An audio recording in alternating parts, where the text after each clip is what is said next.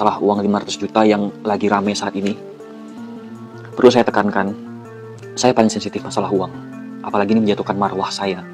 Seperti halnya contoh masalah yang dibilang saya minta nafkah sama istri. Suami mana yang minta nafkah sama istri? Dan berita itu adalah tidak benar. Makanya saya langsung mengklarifikasikan, karena ini masalah uang. Jadi penjelasan masalah uang 500 juta itu adalah pada saat acara 7 bulanan Moana hamilnya istri saya. Tiba-tiba saya disamperin sama mbaknya Ricis. Dan dia bilang, "Rian, ada masuk rezeki 500 juta buat Rian di rekening." Dan saya kaget. Uang apa kok tiba-tiba ada uang sebesar itu masuk ke rekening saya? Terus dia bilang, "Itu rezeki Rian. Itu ada brand yang masuk ke Rian cuma postingnya aja setiap hari atau per minggu berapa kali lah. Brandnya kalau maaf saya harus sebut karena ini emang harus jelas. Ini memang yang saya dengar dari kuping saya sendiri kalau saya tidak salah ya, karena itu sudah sangat lama. Brandnya Cindy Castle. Dan isi pertama yang saya mau jelaskan adalah saya bekerja. Bukan pria yang maaf katanya kasar banget, mau kondo seperti yang disebutkan oleh para buzzer dengan akun-akun bodong yang menyerang semua sosial media saya, keluarga, manajemen, dan orang-orang terdekat saya. Saya pertama kali bertemu dengan ibunya anak saya dalam kondisi bekerja. Kemudian saya berhenti, pindah ke Jakarta dan untuk menikah dengan istri saya, dan langsung saya bekerja dalam ikatan pernikahan karena istri saya adalah seorang konten kreator. Semua hasil pekerjaan bareng kami, saya tidak pernah minta benefitnya, tapi saya serahkan untuk kebutuhan keluarga kecil saya. Berikutnya saya mau bahas perihal es kurma. Itu adalah saat kunjungan pertama kali orang tua saya ke Jakarta setelah kami menikah, dan mengundang mereka untuk acara pengajian 4 bulanan kehamilan anak pertama kami. Karena orang tua saya hanya berkunjung ketika kami undang. Kondisinya sedang saat sahur. Saya diberikan es kurma oleh istri saya. Dan ibu saya yang seorang sarjana kesehatan masyarakat memberikan pertanyaan dengan lemah lembut. "Sejak kapan Rian minum es? Bukannya Rian punya amandel?" Tentu itu semua situasional. Istri saya lagi hamil muda, jadi mungkin lebih sensitif. Dan saya sebagai suami yang baru beberapa bulan, kurang sensitif menanggapi hal tersebut dan terkesan cuek. Karena tadi halnya itu yang saya pikir adalah hal biasa, cenderung masukkan seorang ibu yang biasa aja. Sebenarnya situasi ini sangat disayangkan. Dan sebenarnya juga saya sudah menegur ibu saya. Tapi saya tanpa memberitahukan istri saya. Sehingga dia berpikir saya tidak pernah membelanya. Ibu saya pun menyadari kekeliruan dan langsung meminta maaf kepada saya dan istri saya. Walaupun maksudnya hanya sekedar bertanya dan semua sudah diluruskan dan dimaafkan oleh istri saya. Buktinya ada di salah satu konten di YouTube istri saya. Yang kedua adalah mengenai yang orang tua saya bilang bekerja di bulan puasa. Perlu digarisbawahi sebenarnya ini semua adalah kondisi situasional. Dimana yang mungkin orang tua saya berpikir yang memang kita orang daerah, kerjaan saya tuh lebih fleksibel. Syuting dan konten YouTube tuh bisa kapan aja, mungkin yang dipikirkan orang tua saya adalah itu. Karena mungkin orang tua saya juga berpikir ini adalah momen dimana kita berkumpul semuanya di kunjungan pertama ini. Jadi mungkin hanya kesalahpahaman orang tua saya. Dan Ricis pun menjawab, kalau misalnya Rian gak kerja kita mau makan apa? Ya itu memang jawaban yang wajar. Jadi menurut saya ini hanya kondisi aja yang tidak tepat gitu. Setelah semua permasalahan beres dengan saling memaafkan, pada saat lebarannya saya dan istri saya pulang ke Langsa. Dan kita di sana pulang kampung dan saya memperkenalkan semua kepada istri saya.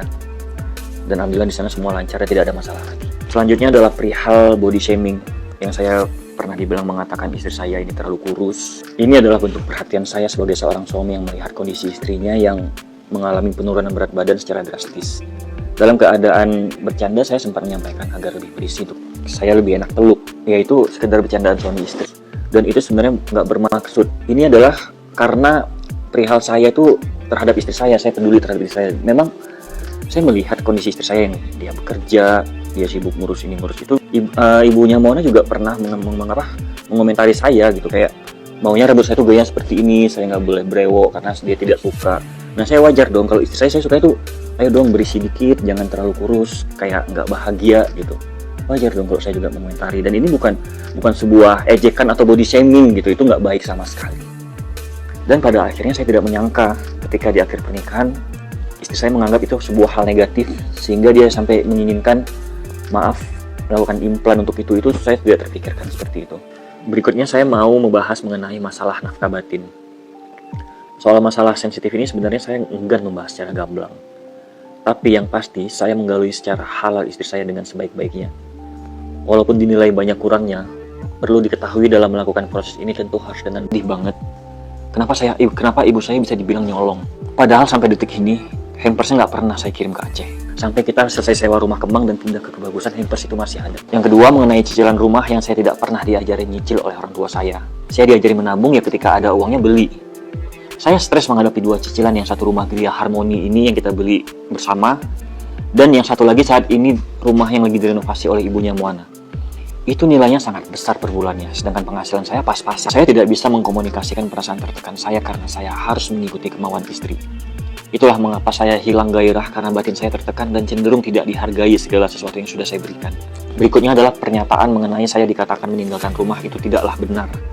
Saya tidak pernah meninggalkan rumah, tapi saya tidak diterima atau diusir ketika pindahan dari rumah Kemang ke Kebagusan bulan Desember. Itu hanya miskomunikasi karena kita sudah pernah membicarakan pada saat masa sewa rumah Kemang habis.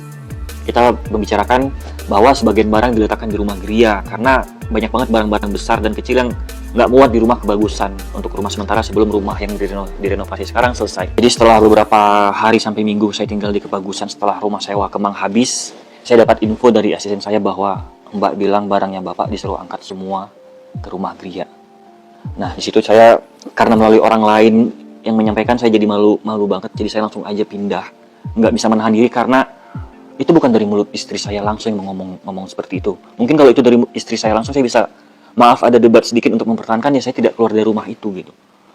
Jadi yang membuat saya langsung angkat kaki adalah ketika orang lain yang menyampaikan bahwa kemauan istri saya jangan tinggal di rumah Kebagusan itu. Dan asisten saya bilang, itu sudah 3 kali disampaikan ke Mbak untuk mengangkat barang saya pindah ke Gria. Dan yang keempat kalinya baru asisten saya menyampaikan pada saya kalau saya harus pindah di rumah Gria. Jadi saya tekankan sekali lagi, kalau saya meninggalkan rumah berbulan-bulan itu tidaklah benar. Pada kenyataannya adalah yang saya jelaskan tadi. Mengenai statement istri durhaka dan bahagia dan hati yang tenang. Sedangkan saya selalu dalam keadaan tertekan. Dalam pernikahan ini banyak hal-hal kecil yang tidak mau saya ungkap. Tapi ini harus dijelaskan kenapa saya merasa tertekan. Yang pertama, ibu saya pernah dibilang nyolong atau mencuri hampers semenjak acara Tedak Sinten Moana. Ini semua terjadi karena kesalahpahaman aja. Kita memang hampers itu waktu itu adalah sebuah endorsan yang mungkin harus di-storyin. Jadi dimana ketika manajemen udah dapet, alhamdulillah tamu undangan juga udah dapet hampers, bahkan keluarga Ricis mungkin udah dapet. Nah pihak manajemen mungkin bahkan adik sepupunya Ricis sendiri memberikan kepada keluarga saya, kepada asisten saya. Dan dia bilang ini udah bukan punya siapa-siapa lagi, jadi bawa aja. Nah ketika sampai di rumah, Ricis minta untuk mau di-storyin, ternyata hampers itu udah gak ada lagi. Padahal hamper tersebut tuh ada di kamar tamu. Dan saya tidak pernah terpikir kenapa masalah hampers ini menjadi besar. Dan yang perlu digarisbawahi, saya sedih